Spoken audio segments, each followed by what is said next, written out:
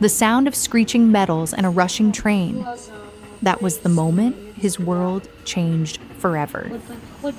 He was just a small, innocent puppy, barely old enough to understand the world, when fate struck with unimaginable cruelty.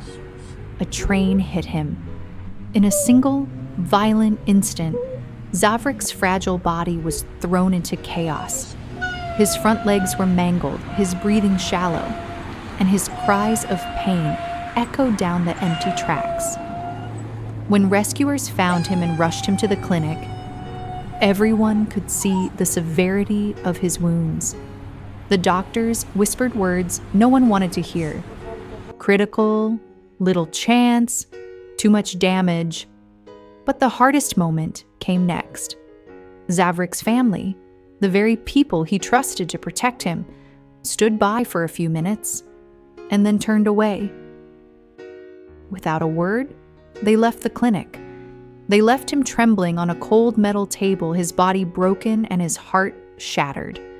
He didn't understand why the ones he loved were gone. His tiny chest rose and fell in sharp, frightened breaths, his eyes searching the door for faces that would never return. That was the moment I knew I couldn't walk away. I couldn't let this little soul fade into the dark. If he had even the smallest chance to live, I promised I would fight for him. The days that followed were filled with uncertainty. Zavrik's body was weak, his wounds deep and raw. Every few hours, I cleaned his injuries, changed his bandages, and whispered softly, "You're not alone." Sometimes he would whimper quietly, curling against my hand as if trying to hold on to the only comfort he had left. Other times, he would stare toward the door, waiting for the family that had abandoned him. Each time I whispered again, "They may not come back, Zavrik, but I'm here. I won't leave you." The recovery was painfully slow. Some days his eyes shone with life. Other days, he barely moved. But what amazed me most was his spirit. Despite everything, he kept fighting. Even when his body trembled with exhaustion, there was a spark in his eyes, a silent promise to survive.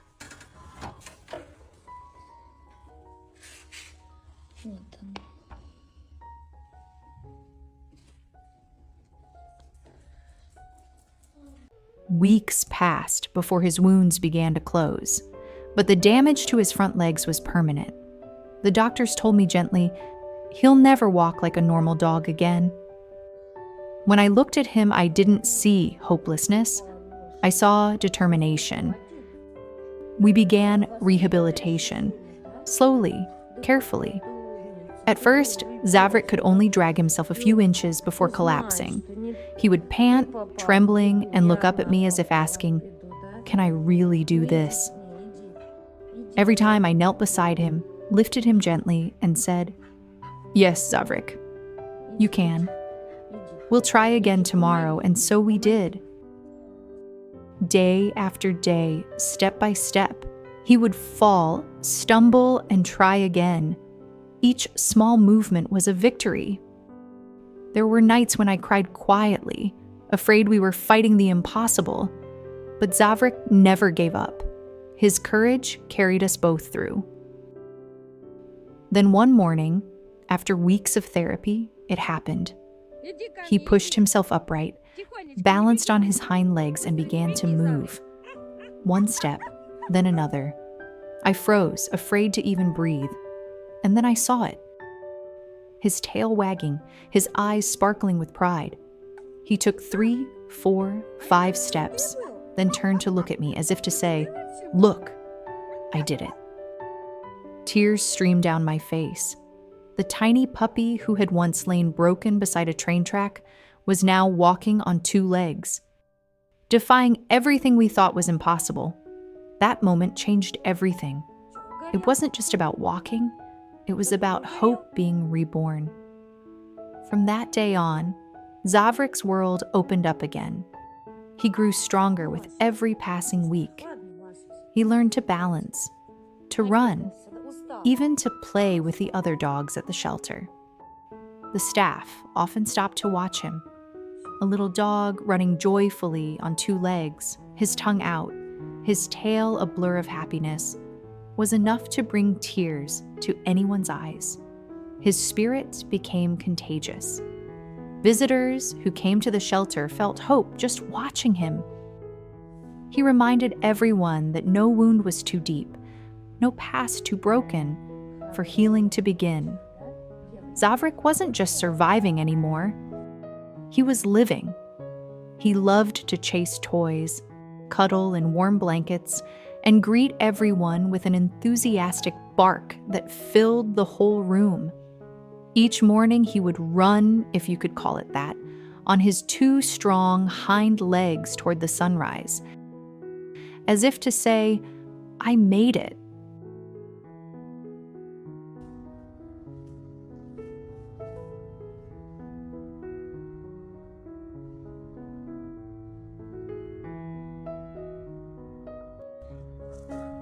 Заврёк, иди.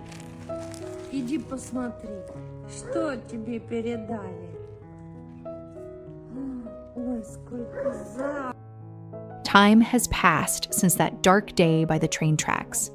Zavrik is no longer the weak, trembling puppy who lay waiting for help.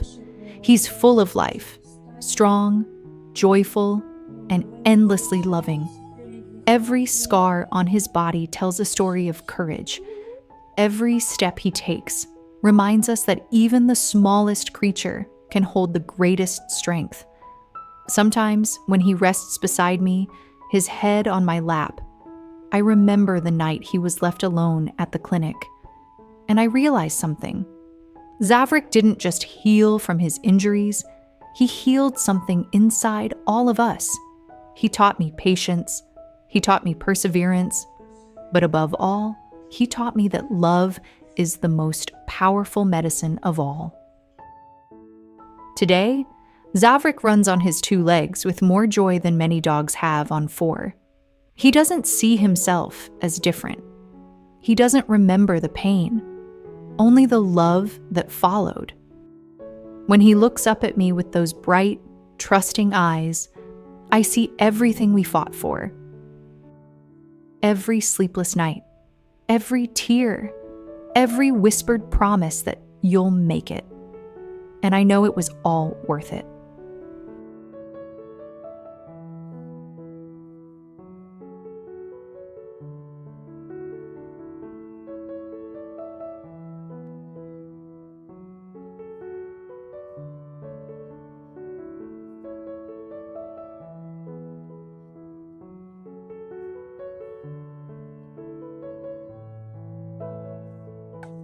Заврик, а это вообще ты был? Это ты вообще был? Воспитываешь Жулю, да? Да какой ты умница, ты добрый пес, да? Ты знаешь, что не ты попал в беду, и она попала в беду, да? Ну иди к ней, иди. Иди к Жуле, иди. Иди.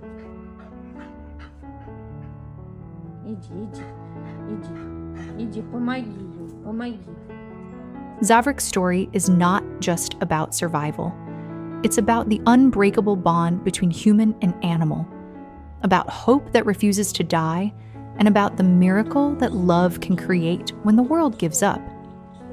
So whenever life feels heavy, I think of him, a tiny dog who lost his legs, but never his spirit. Because sometimes the smallest hearts carry the greatest courage, and Zavrik is living proof. He lost his legs, but found his wings. Что тебе передали? Ой, сколько за... Спасибо.